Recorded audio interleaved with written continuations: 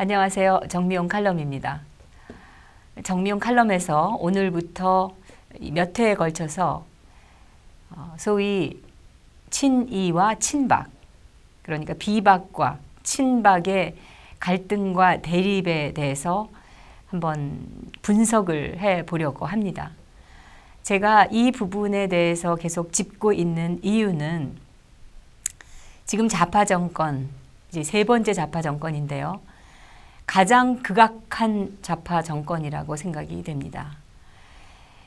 이 나라의 정체성과 헌법 가치를 그야말로 괴멸시키려고 획책하고 있는 이 정권의 시도를 저지하고 맞서서 싸우기 위해서 가장 중요한 것이 바로 이 보수라고 칭하는 그 진영의 전열 정비라고 생각하기 때문입니다.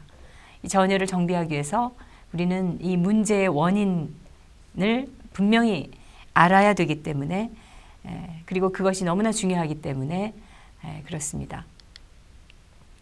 진정한 보수의 가치가 무엇이고 또 누가 그런 가치를 가진 세력인가, 그리고 지금 가치의 혼란뿐만 아니라 정신적 멘붕 상태에 빠져 있는 이 보수 진영의 국민들이 반드시 알아야 될 사안이기 때문에 그렇습니다. 보수는 분열로 망한다는 말들을 흔히 우리가 하는데, 실제로 보면 보수라고 나서는 분들이 소위 보수 운동권에 있는 그런 분들도 제가 겪어본 바로는 모두 이 자기를 내세우는 것에 너무 골몰해 있다는 그런 느낌을 받았었습니다. 자기가 제대로 드러나거나 주가 되지 않으면 본래의 목적과 가치도 포기하는 경우를 저는 여러 번 봤습니다. 참으로 어이없고 한탄스러운 일이 아닐 수 없습니다.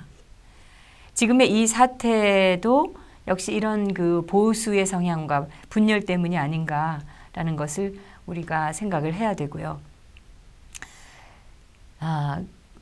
그렇기 때문에 이 친박과 비박의 분열, 그리고 박 대통령과 그를 넘을 수 없었던 2위 세력들의 반란 같은 지금의 그 상황에 대해서도 우리가 좀 정확하게 짚어봐야 된다고 봅니다. 이 갈등은 사실 나라를 지금 누란지위의 그 상태로 만들고도 여전히 진행 중이기 때문에 우리는 적과의 전쟁에 제대로 나서지도 못하고 있습니다. 사실 이 전열을 정비하기 위해서 우리는 문제의 핵심을 빨리 파악하고 정리해야 할 필요가 있고요. 또 진정한 보수의 재건과 그 미래를 위해서 그동안에 보수라는 탈을 쓰고 일어났던 그 정치판 여러 행태의 민낯을 사실을 바탕으로 해서 우리가 분석해 보는 것이 필요하다는 게 저의 생각입니다. 네, 요즘 정말 그 웃기는 일은 탄핵에 부역한 세력들이 보수를 자처하면서 자기들이 새로운 보수를 만들겠다고 떠들고 있다는 것입니다.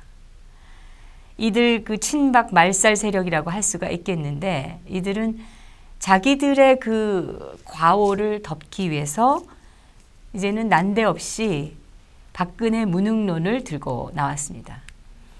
이런 주장을 하는 사람들을 보면은 소위 과거의 친이 또 비박계를 성원했던 분들이 대부분입니다. 이런 박근혜 무능론과 함께 또 친박은 완전히 사라져야 한다, 새로운 보수를 창조해야 한다는 그런 소리를 계속 하고 있습니다. 새로운 보수를 창조해야 한다는 사람들은 문재인 정권의 그 사드에 대한 입장이나 이 잘못된 인사의 난항을 보면서도 그 문 정권을 극찬하고 있는 나경원이나 이해운이나 이런 사람들에 대해서 전혀 비판을 하지 않습니다. 저는 이분들이 주장하는 그 새로운 보수라는 게 뭔지 모르겠습니다.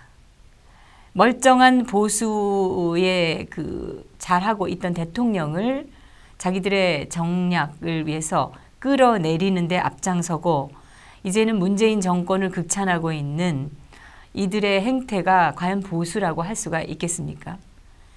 이들은 과연 보수가 뭔지는 알고 있는지 저는 묻고 싶습니다. 사실 요즘 실체가 거의 없이 불분명한 게 바로 친박이 아닌가 싶은데요. 최근 들어서는 이제 그 주류 언론들까지 친박이라며 이제 때리기 시작을 했습니다. 얼마 전에 모 신문사의 최고 간부 한 사람이 박정희를 넘어서자는 글을 썼습니다. 신문들이 친박을 때리고 박정희를 넘어서자느니 이런 얘기를 하는 걸 보면서 이제 자유한국당의 전당대회가 곧 다가오고 있구나 이런 걸 알 수 있다고 하는 시민들도 많이 계십니다. 조중동이라고 불리우는 이 신문 그 주류 트리오, 이 신문 트리오는 여론을 주도할 만한 힘은 사실 없지만 이 보수 진영 안에서 여론을 교란시키거나 또는 보수 진영의 한 정파를 죽였다가 살렸다가 할 정도의 힘은 아직도 있습니다. 일종의 보수 진영의 골목대장 같은 짓을 하고 있는 건데요. 저는 이 언론들이 다가오는 자유한국당 전당대회에서 또 자기들의 영향력을 행사하려 하고 있구나라는 생각을 합니다. 이와 맞물려서 이제 박근혜 무능론이 솔솔 나오는 것입니다. 박근혜 무능론 이걸 하면 정말 그럼 그 박근혜 대통령이 무능했던 것일까? 이 질문을 하게 되는데요. 그런 여론을 퍼뜨리고 있는, 앞장서서 이런 여론을 만들어 퍼뜨리고 있는 친이나 비박계 사람들은 과연 그런 말을 할 자격이 있는가? 그걸 묻고 싶습니다. 도대체 이 친이 비박계 그리고 친박이라는 그 세력과의 갈등은 그러면 처음에 왜 생겼을까? 그것을 이제 오늘 한번 짚어보려고 합니다. 어느 나라든지 이 정치인들의 그 입지라는 것은 상당 부분 언론에 의해서 만들어집니다. 우리 좌편향 매체들 그리고 포털 사이트 이런 그 미디어들이 태생적으로 보수 성향 정치인에게 우호적일 수는 없죠.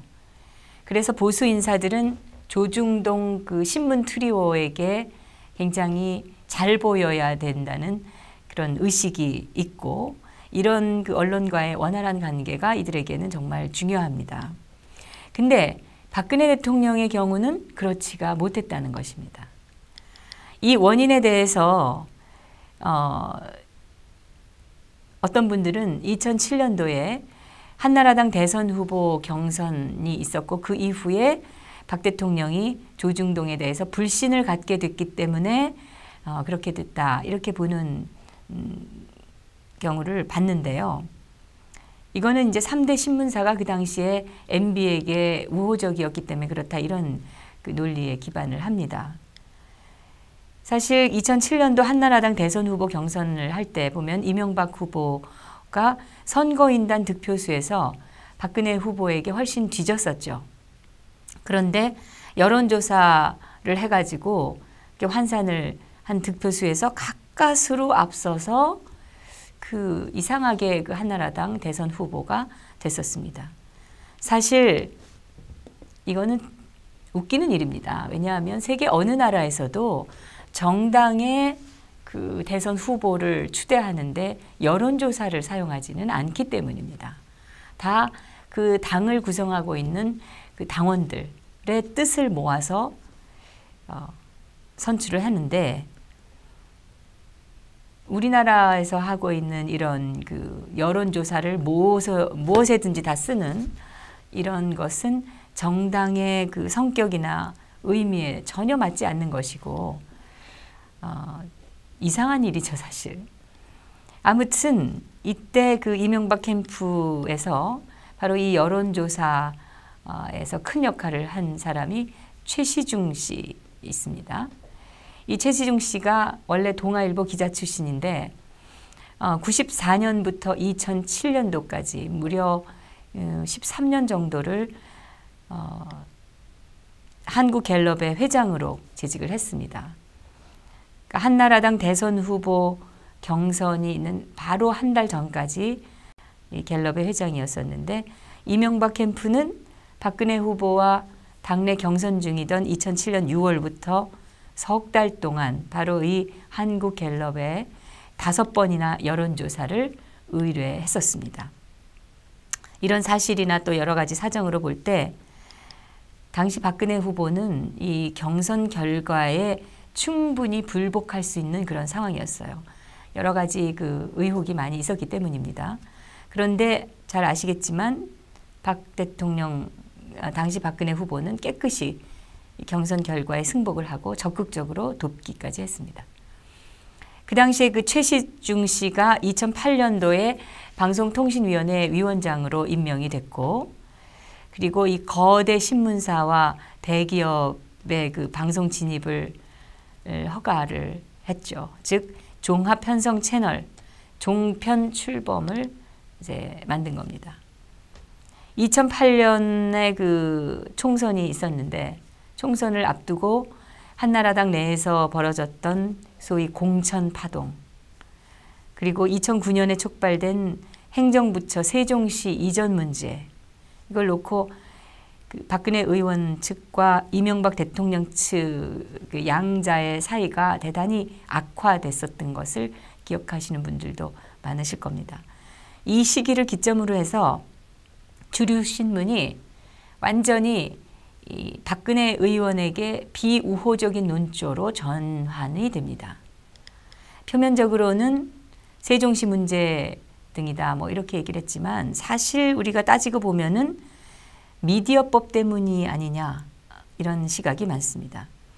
종편 탄생을 시키는 근거가 됐던 미디어법 개정 문제로 해서 박근혜 의원 측과 이명박 대통령 측이 이견이 컸다는 것이 주류 신문이 반박근혜 논조로 가게 되는 주요 원인이 되었다라고 보는 것입니다. 자, 그러면은 세종시 문제도 한번 살펴보도록 하겠습니다. 행정수도 이전이라는 문제는 사실 노무현 전 대통령이 대선 공약으로 내세웠던 것이죠. 노무현 정권은 이를 밀어붙였고 2003년도 12월에 바로 그 문제의 신행정수도 특별법이라는 것을 통과를 시켰습니다. 당시 한나라당이 과반 의석을 가진 그런 거야였습니다. 얼마든지 이 행정수도 이전 법을 막을 수 있었습니다. 그런데 이 법안이 통과가 된 것은 당시 최병렬 한나라당 대표 그리고 충청권 국회의원들이 이제 총선이 다가오니까 충청도 표심을 의식해서 법 통과에 다 찬성표를 던진 것입니다. 충청권 의원들로서는 자기들 금배지 때문에 행정수도 이전에 찬성을 한 것이고, 최병렬 당시 대표 역시 자기가 이끌고 있는 당의 총선 승리를 위해서 충청권 의원들이 금배지를 따먹으려고 하는 것에 눈을 감아준 것이죠. 저는 이 대한민국의 가장 큰 문제가 정치인들이 국가의 대개가 아니라 자기들 뱃속 채우기에 골몰하는 거, 이것이 아닐까 생각합니다. 아무튼 그 이후에 이 노무현 전 대통령 탄핵 사태가 일어났고 한나라당이 또 이 여론의 집중 포화를 맞으면서 지지율이 곤두박질을 쳐서 한나라당은 또 그 박근혜라는 소방수를 찾게 됩니다. 노무현 탄핵 이후에 실시된 총선에서는 박근혜 의원이 한나라당 대표가 돼서 천막 당사에서 싸웠죠. 그랬지만 하여튼 그 열린우리당이 당시 분위기에서 과반 의석을 차지했고, 그래도 박근혜 의원이 대표가 되면서 한나라당이 개헌을 저지할 수 있는 의석수는 확보할 수가 있었던 것입니다. 당시에 그 50석도 나오기 어렵다고 할 정도로 한나라당이 그야말로 수렁에 빠져 있었는데 이거를 박근혜 의원이 건진 것이죠.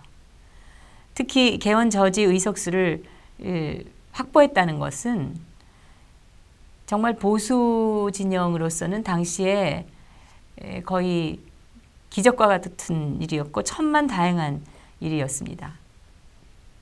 박근혜 대표가 아니었더라면 그 당시에 열린우리당은 아마 개헌을 할 수 있는 그런 의석수를 얻었을 것이고 지금 헌법에는 5.18 정신을 계승하자 이런 말들이 올라 있었을지도 모릅니다. 아무튼 그리고 2004년 그 10월 헌법재판소가 행정수도 이전에 대한 그 위헌 결정을 합니다. 그래도 노무현 정권은 절대 굴하지 않고 변칙적으로 행정수도 이전을 또 기획을 했죠. 2005년 3월에 국회 부의장이 정부 부처의 세종시 이전을 주요 골자로 하는 행복도시법을 직권 상정을 했고 이게 통과가 됐습니다. 그러니까 그 헌법재판소가 뭐라 하든 말든 말만 바꿔가지고 결국은 자기들의 뜻을 관철을 시킨 건데 이 법안을 처리할 때 또 문제가 이게 여야가 합의를 했었다는 것입니다. 당시는 행복도시법뿐만이 아니라 국가보안법의 개폐 문제 그리고 사립학교법 개정 문제 이런 것들을 놓고 당시 그 야당인 한나라당이 정부 여당과 함께 결사적으로 싸울 때인데 한나라당으로서는 사실 의석수가 부족했기 때문에 어느 거 하나도 쉽지 않은 그런 문제였었죠. 당시 박근혜 한나라당 대표가 행복도시법 합의 문제와 관련해서 이걸 합의해주면 되겠느냐 이 당내에서 반발이 일어나니까 이렇게 얘기를 합니다. 중요한 것은 한나라당이 내외치를 담당하는 핵심 부서는 서울에 남아야 한다는 것을 분명히 해서 실질적인 수도를 지켰다는 점이 아니겠느냐. 사실 나 자신도 마음이 불편하지만 신행정수도 대책특별위원회가 구성이 될 때부터 이미 어느 정도의 타협은 불가피하다는 생각을 했었다. 이렇게 얘기를 합니다. 이게 참 중요한 부분인데요. 이 박근혜 대통령 그 당시 대표의 말뜻은 이겁니다. 다른 중요한 법안 처리 문제가 같이 얽혀 있기 때문에 이걸 고려를 한다면 노무현 정권이 과반 의석이 넘는 그런 그 여당을 등에 업고서 밀어붙이는 행정수도 이전을 온전히 막을 수 있겠느냐. 그러니까 이 다른 법안들 국가보안법이라든지 사립학교법 같은 이런 것을 폐지하거나 개정하려는 시도를 막고 행복도시 문제도 어느 정도 우리가 지킬 수 있다면 부득이하게 열린우리당 측과 일정 부분은 타협을 할 수밖에 없다. 뭐 이런 뜻인 거죠. 그 이후에 2007년도에 17대 대선이 있는데 이 한나라당 후보 경선에서 이명박 후보가 세종시 문제에 대해서 이렇게 얘기를 합니다. 진정한 명품 도시를 더 빨리, 더 크게 제대로 해놓겠다 라고 말을 했고 이것은 그 서울시장 재임할 때 강력하게 수도 이전을 반대했던 입장을 완전히 번복을 한 것이죠. 이명박 그 전 서울시장은 근데 이제 대선 후보가 된 뒤에도 행복도시 건설은 정책의 일관성이 중요하다는 면에서 예정대로 추진을 할 것이다. 또 이렇게 말을 해서 마치 정말 할 것처럼 이렇게 얘기를 했었습니다. 그런데 전반적으로는 불신의 목소리가 더 컸었죠. 그러니까 충청권 표를 의식한 그 이명박 후보가 제 후보 시절에 박근혜 의원에게 자기가 한 말도 있고 하니까 도움을 청합니다. 당시 박근혜 의원이 한나라당이나 보수 진영의 정권 창출을 위해서 자기 개인 감정은 덮고 대승적인 차원에서 이명박 후보를 적극적으로 도왔습니다.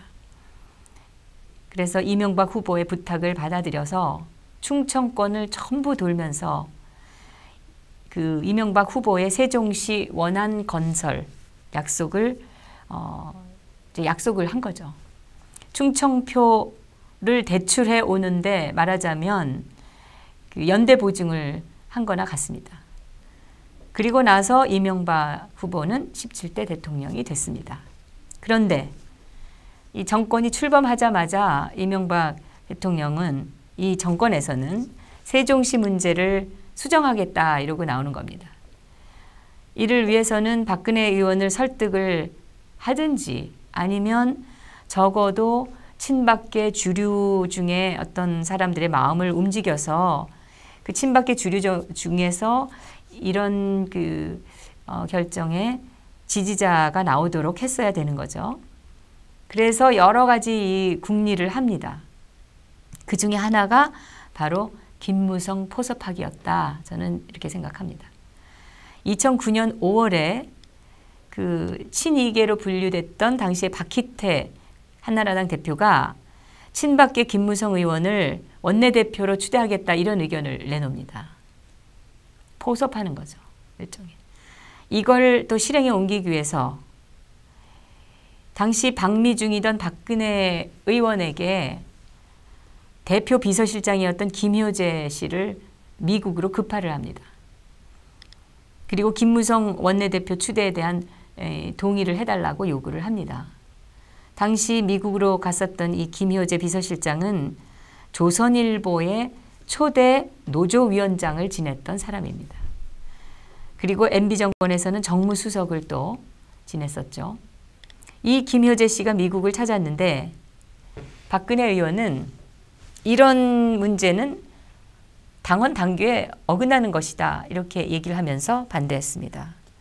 정당은 정당한 절차를 거쳐서 원내대표를 뽑아야 하는 것이지 야합으로 추대하는 것은 있을 수 없다 이렇게 원칙론을 말한 겁니다. 그런데 이거를 놓고 정치권에서 박근혜 의원이 김무성 의원을 견제하는 것 아니냐 이런 말이 나오기 시작했습니다. 그러니까 친박계에서는 또 원내대표 선출은 정치적 야합으로 판단할 일이 아닌 원칙의 문제다. 그리고 그 추대 제안이야말로 계파 분열 공작 아니냐 이렇게 반발했습니다. 정확하게 반발을 한 겁니다. 쉽게 말해서 이 이명박 대통령 측이 김무성을 키워서 친박 내부를 분열시키려고 하는 것 아니냐 세종시 문제를 놓고서 이렇게 이제 비판을 했는데 그러면서 친박계가 당시에 그 원내대표 추대 제안이 나오자마자 여기에 호응한 김무성 의원에 대해서 그 정체성을 의심하기 시작합니다. 2009년 후반에 들어서 이명박 대통령이 양심상 세종시 이 건은 그대로 하기가 어렵다. 이제 와서 양심을 들먹인 거죠. 물론 예상했던 일이지만 이제 이게 벌어졌고 이 문제로 해서 정치권에 큰 갈등이 생기게 됩니다. 당시에 그 이회창 자유선진당 총재 그리고 박근혜 의원 이런 분들은 세종시 문제를 원한 대로 해야 된다. 이거 국민과의 약속 아니냐. 이렇게 주장을 했었고 근데 재밌는 것은 아니 뭐 재밌다기보다는 좀 이상한 일인데요. 당시 이회창 총재도 이 세종시 원안 고수를 확실하게 찬성을 하고 그런 입장을 밝혔는데 모든 비난이 박근혜 의원에게 더 많이 갔다는 것이죠. 당시 친이계라는 사람들은 세종시 이전해야 된다는 주요 부처의 세종시 이전을 그 원안을 고수하고 있는 박근혜 의원을 가리켜서 국익은 제쳐놓고 자기 표 계산만 한다. 이렇게 포퓰리스트다. 이렇게 비판을 합니다. 사실 세종시 건설을 하겠다고 그 노무현 전 대통령의 그 말하자면 공약을 지키겠다고 표를 의식해서 떠든 것은 이명박 대통령이었고, 비판이 거세니까 박근혜 대통령에게 부탁을 해서 박근혜 대통령이 이명박 후보는 약속을 지킬 것이다 이러고 충청도를 다니면서 얘기를 했는데, 이제 와서 그 바로 친이계가 대통령이 표 계산만 한다 이렇게 비판을 한 겁니다. 정몽준 당시 한나라당 대표도 이 박근혜 의원에 대해서 고집불통이다 뭐 이렇게 얘기를 했고요. 근데 조중동이 여기 또 빠질 리가 없습니다. 신문 트리오가 또 나서서 박근혜 의원이 MB에 좀 협조를 했으면 한다 이런 뜻을 이제 내놓기 시작했습니다. 저는 이것도 종편 방송 설립을 앞두고 줄서기 한 것이 아니냐 이런 생각도 합니다. 근데 보수 언론이라고 불리는 이 신문들이 이렇게 박근혜 의원을 에둘러서 계속 비판을 하니까 보수 성향 시민들 중에서 이제 또 세종시 이전을 반대하는 분들은 이게 어떻게 여기까지 온지에 대해서는 생각지도 않고 박근혜 의원을 비난하기 시작을 합니다. 당시 친박계에서는 MB 측에서 다급할 때는 박근혜 의원을 찾다가 지금은 또 자신들이 밀려고 하는 사람을 대선 후보로 만들기 위해서 박근혜 죽이기 공작을 하고 있다. 세종시 문제에 대해서 박 의원의 입장 변경을 요구하는 게 바로 그 공작의 하나다. 이렇게 말을 했습니다. 그러니까 말하자면 박근혜 의원이 세종시에 대한 그 입장을 변경하게 되면 약속을 어긴 사람이 돼서 정치적인 타격을 입을 것이고, 또 계속해서 원칙을 고수한다, 원칙대로 해야 된다라고 하면은 행정수도 이전을 반대하고 있는 보수 지지층의 그 지지를 잃을 것을 노린 것이다. 그러니까 공작이다. 이런 얘기죠, 말하자면. 또 친박계에서는 그럼 애당초에 이명박 후보가 약속을 하지 말았어야지 왜 이제 와서 모든 걸 박근혜 탓을 하느냐, 또 이런 말도 했습니다. 그러니까 친이계에서는 대선 승리를 위해서 부득이 행정수도 이전을 이행하겠다고 할 수밖에 없었다. 이런 또 변명을 합니다.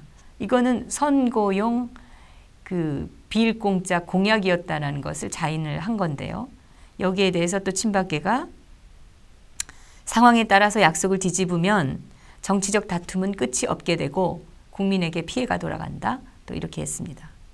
그러면서 우리가 그 번복을 인정하게 되면 박근혜의 집권 가능성이 낮아지고 그래서 좌파 정권이 등장할 가능성이 있다.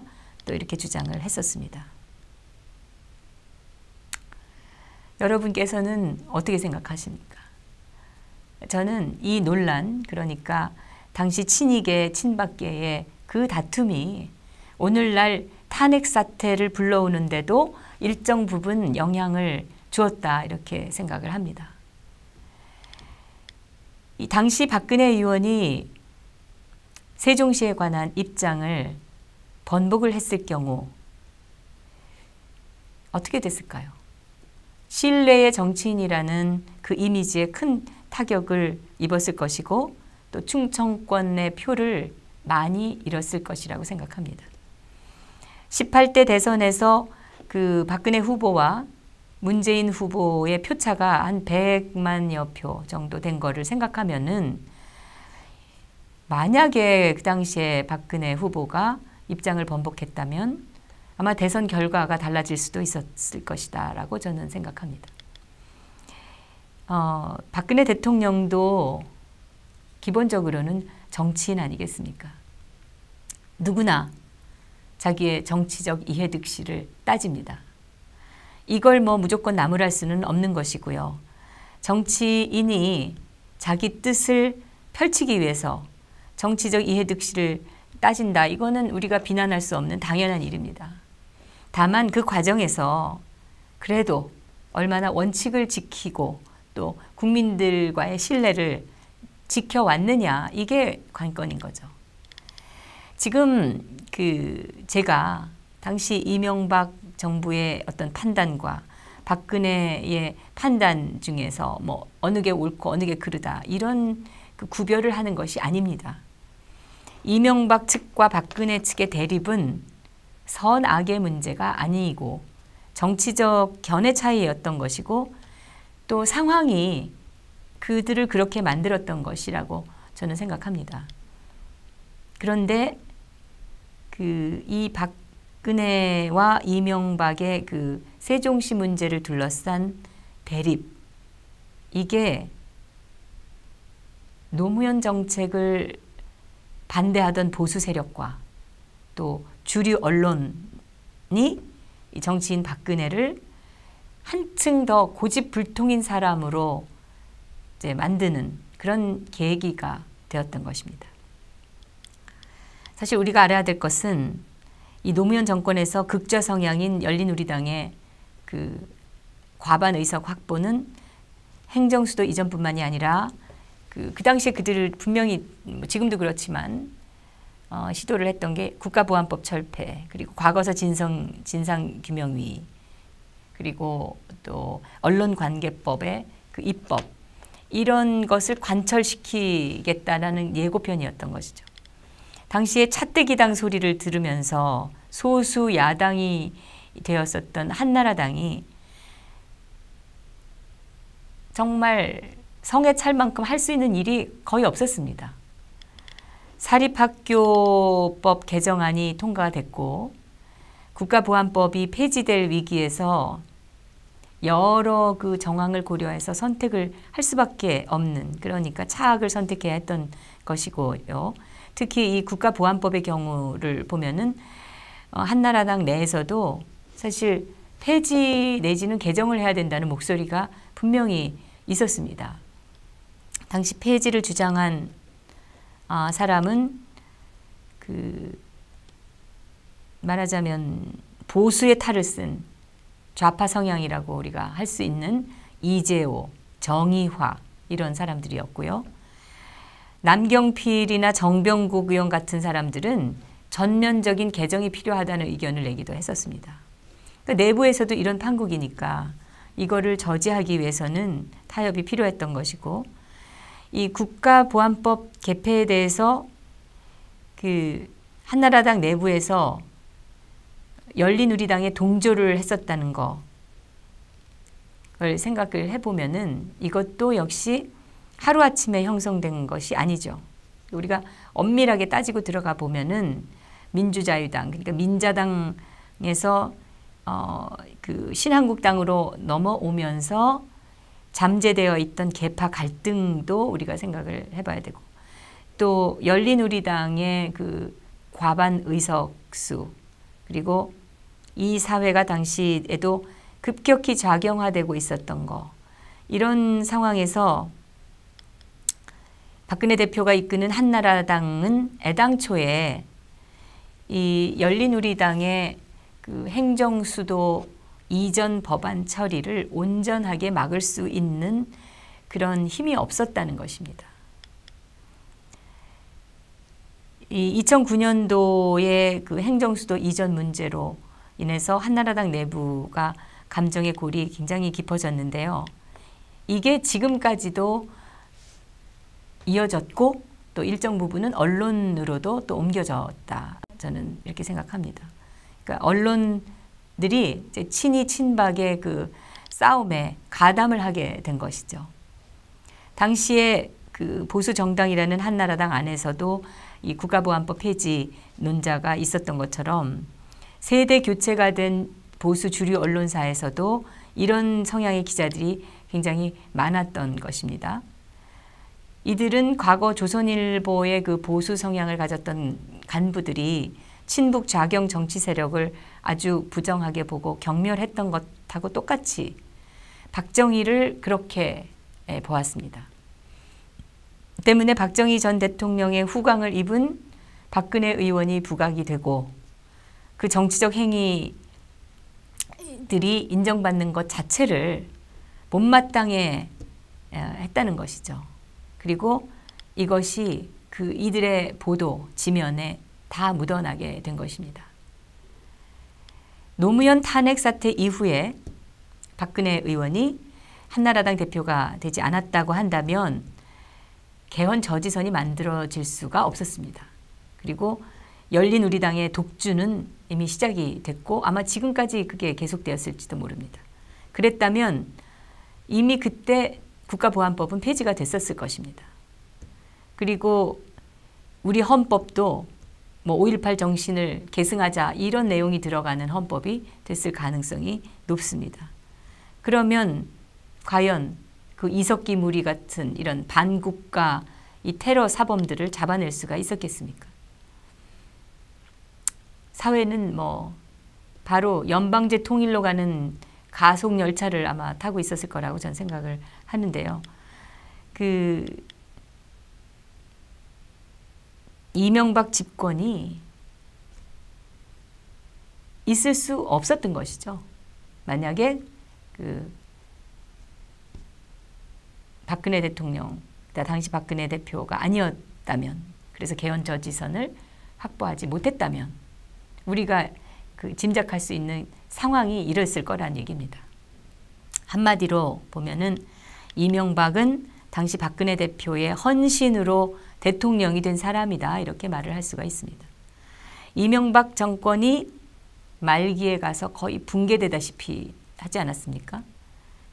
그때 또 박근혜 의원이 나서서 총선을 이끌고 정권 재창출까지 해냈습니다. 그러니까 2012년도에도 역시 그 이명박 정권에서 다 말아먹은 보수에 대한 그 인식이, 정권이 박근혜 대통령이 아니었다면은 문재인 후보가 집권을 하고 이명박 대통령 역시 형인 이상득 의원과 같은 처지가 되었을 거라는 우리의 추측이 가능한 겁니다. 따지고 보면 지금 이 자유한국당이나 바른정당이나 박근혜 대통령의 덕을 입지 않은 자가 없습니다. 이렇게 그 보수 진영을 여러 차례 살려냈던 박근혜 대통령이 자신이 살려놓은 그 친이, 비박, 보수를 자처하는 바로 그들의 손에 의해서 지금 영어의 몸이 되어 있습니다. 그리고 아직도 뭐 박정희를 넘어서자느니, 박근혜에 무능하다느니 이런 따위의 소리를 듣고 있는 겁니다. 이 친이 그리고 친박, 비박 그리고 친박, 이 갈등의 그 기원 그리고 또 이 전개에 대해서 다음 시간에 또 다뤄보도록 하겠습니다. 정미용 칼럼이었습니다.